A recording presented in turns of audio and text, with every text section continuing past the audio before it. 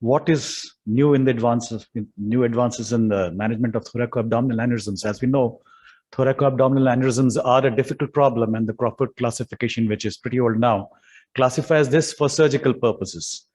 When we talk about people like me, we are endovascular, and this classification doesn't really help us much in the management, but that is how they are labeled now. So the main concerns with thoracoabdominal aneurysms are these, that there are visceral branches arising from the aneurysmal segment or the landing zone. They have to be preserved. Whether when we are doing the procedure, the thrombus usually associated with these aneurysms, whether that will embolize and cause damage. There can be spinal cord ischemia if you cut off a large portion of branches from the aorta, and renal dysfunction is always hanging over heads in all these patients. So the approaches are surgical, surgical repair of thoracoabdominal aneurysms. I'm not the person to talk about that. Endovascular approaches, there is the hybrid approach where the branches are preserved by connecting the visceral organs to a zone which is not aneurysmal in the aorta, or a branch preservation by other means, which basically includes flow diversion. Dr. Girish mentioned the MFM. We don't know its status, so I will not talk much about that. It's not been available for quite some time. There are custom devices with holes and branches, which are made by various companies, Cook, Curotech. Almost all the companies which manufacture stent grafts, apart from Medtronic, have a fenestrated branch program, and you can order a custom-made device for your patient. It takes time, a long time, and the other alternative is to custom make it yourself, which is physician-modified stent grafts. Then the newer developments are, which has been a sort of a dream for a long time, are off-the-shelf devices. Because in an emergency, if you don't have the experience of making custom-made devices yourself, there are not too many good options that you have. So device in these cases is customized to each patient when you order it from the company. But the problem is, if the patient, it takes time, 6 weeks upwards, maybe right now with post-pandemic, I don't know how much the time delay is. And the cost is high of these devices, but they come made by the people who make the stent grafts. The other option is this: we modify the stent graft ourselves, make the holes, create the branches, whatever we need. This is something I'll talk about briefly. Obviously, with aneurysms like this, intense planning is necessary. And we make the plans on the CT scan. The CT scan, where we take the CT scan data and reform it in various ways. Multiplanar reformations, curve planar reformations, straighten out the curved tortuous aorta and make the measurements to create a plan. For example, say an aneurysm like this, which is juxtarenal. As you can see, there is no real good landing zone near the renal artery. We will make a plan something like this, where we've got a right scallop and a left fenestration with a bridging stent graft. And we do something like this. Get in there, you can see the renal artery there and the aneurysm. A partially deployed fenestrated graft with a scallop on the right and a fenestration hole on the left. You can see the markers for the fenestration. Go into the renal artery across that hole in the stent graft, and then put in a guiding sheath, and then deploy a bridging stent graft.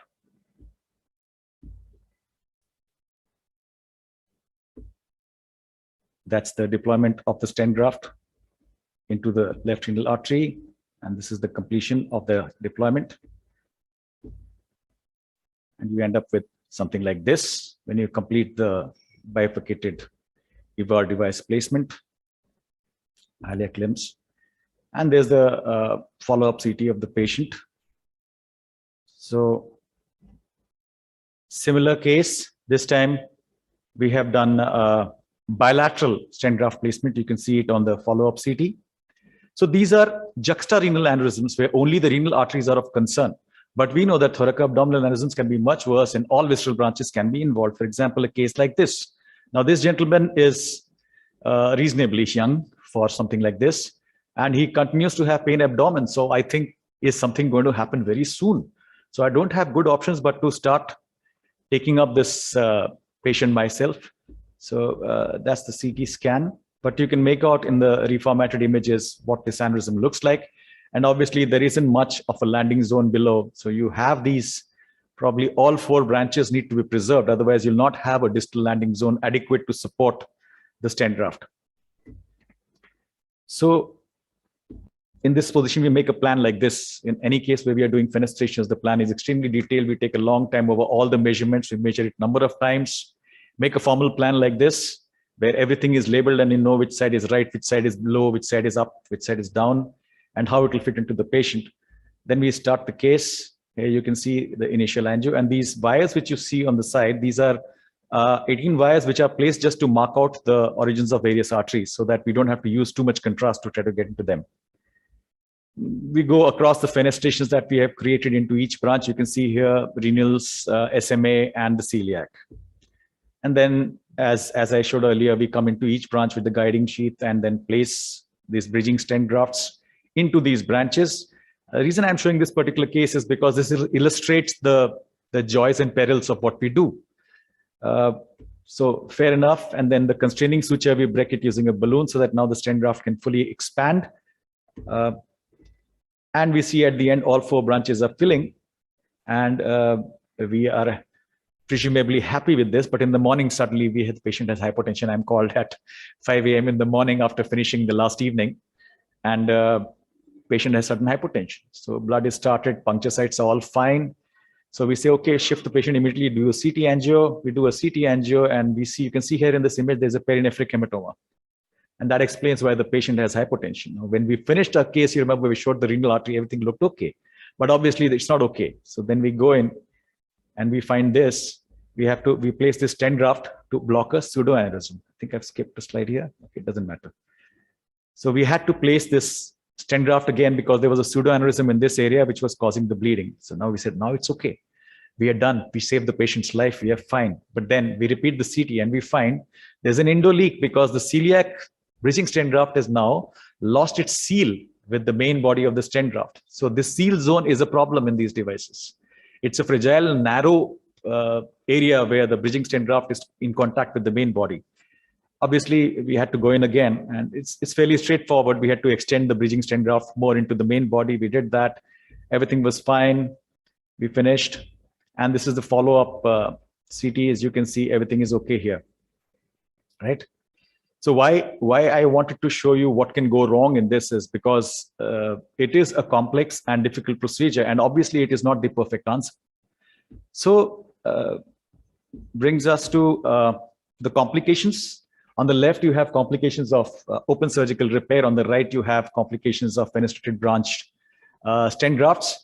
So fenestrated branch stent grafts obviously have lower mortality morbidity in the perioperative period. Though these are good, but look at this reintervention rate, which is what Dr. Girish was showing us. With stent grafts, this is an issue.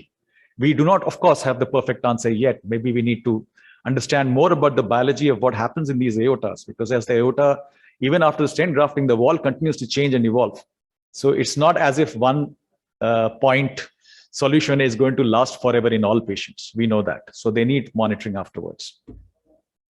So now we talk about the off-the-shelf devices, which almost all the companies are getting into, trying to give you a solution to an acute case where you're worried about rupture. This is basically many sizes will hopefully fit most, somewhere around 88% of patients will fit. These devices will fit. Of course, we don't have any of these devices. Only one device is FDA approved, which was the Cook T-branch device. But these are basically devices which just come out. Yotech has got approval in Europe, and I think FDA also. And this uses something called an inner branch. An inner branch is basically there is a longer landing zone for the bridging stent graft inside the stent graft, not outside. Like chimneys are parallel stent graft which lie. The bridging stent graft lies outside the stent graft. Here, you are extending an inner branch inside, so there is a longer seal zone. What I spoke about, the narrow seal zone in a usual fenestration, that is solved by this, right? So this kind of thing is what inner B study is going on. We hope to see the completion, and we'll come to know what the data is. But device is in use with the exemptions in Europe. So this case is from Germany, what you're seeing here.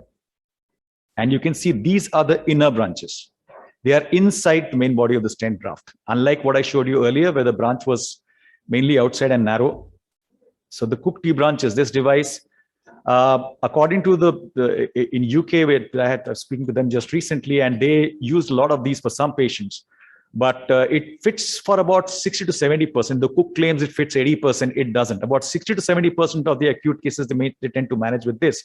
Other cases, they have to do the physician modified stent graft procedure. So this is the Cook device T branch, and these are the sizes which it has and which I'll talk about later. Now the Gold device is very promising, which is under development, which is again an inner branch device with pre-wiring so that we are very quick in deployment. You can see the SMA and celiac branches are downwards, the renal branches are upwards, and it finishes off with a bifurcated EVA device. So it uses this through and through axis preloaded wires, and this is the post-deployment picture. This was, I think, the first case done with this device. Second case was in Mayo Clinic, and they have been proceeding this time. So they are close to finishing their trial. This is a device under development with our northern Chinese neighbors, a company called LifeTech. I don't have too many details about this, but they are saying that they are carrying out a trial. So we'll find out at the end of it how successful they have been. These are the sizes that are published about these devices. You can see the sizes which are available are limited. And this is a problem because in India, the aortic sizes are very different from in the West. And this data is from, I think, the means are from CMC, and the lowest one, infrarenal, it includes some other places also. So you can see our aortas are smaller, and the infrarenal part particularly is much narrower. And I do not know if we put such oversized device in there, what is going to be the long-term result. So this is a problem that I foresee with off-the-shelf devices, at least in India. To summarize, customized devices are available, and if you have time, they are the best bet right now, if you have time and money. Off-the-shelf possibly will be a new era for at least management of acute syndromes with thoracoabdominal aneurysms in that region. Indian sizes is potentially a problem because even right now we know that stent grafts in some of the especially female patients, we do not get stent grafts of the right size. And that's it for me. Thank you for a patient listening. If any questions, I'll be glad to answer.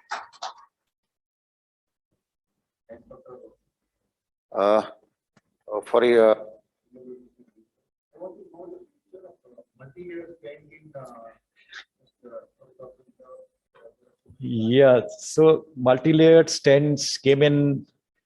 There was a lot of, so basically the idea of this started with neuro. So in neuro, the flow diverter, which is basically the same thing, is pretty well established now. But the thing is, the neuro arteries are very different. The aorta particularly is an elastic artery of a much larger diameter. The theory of the flow diversion is that the flow diversion stent stops turbulent flow, does not stop laminar flow. Laminar flow is smoothly flowing parallel sheets of fluid, assuming that we are talking about Newtonian fluid. The moment you go below a certain size, it no longer remains like that because viscosity becomes very important then. The issue with the MFM has been, there have been reports of post-MFM deployment ruptures in aneurysms in Europe and other places. In India, the problem is we have hardly any cases to talk about. I don't know how many total cases were done in India before the device was no longer available to us. So I really don't have much to talk about. There are a few cases where there was a lot of improvement, but basically those cases which I have seen, and I have experience of one case with follow-up of about 3 years. After that, I haven't seen that patient again. That patient had multiple saccular aneurysms, not your classical thoracoabdominal. He had multiple saccular aneurysms in his aorta. I don't really know what he had. Obviously, most of the time you can't tell why these things happen. And these are rare things. So he had improvement in some aneurysms. Some aneurysms still continued to be patent at the end of 3 years, but there was no growth in any of the aneurysms, and he was asymptomatic. But he did develop a renal artery stenosis post MFM deployment, presumably because of the MFM, because there was no plaque there. So I'm not too sure whether the claims are all valid, and the data is still, perhaps in dissection they have a role which is more, but in true aneurysms, I am not very sure that I would recommend it to anybody if you have options. If that answers your question. Thank you.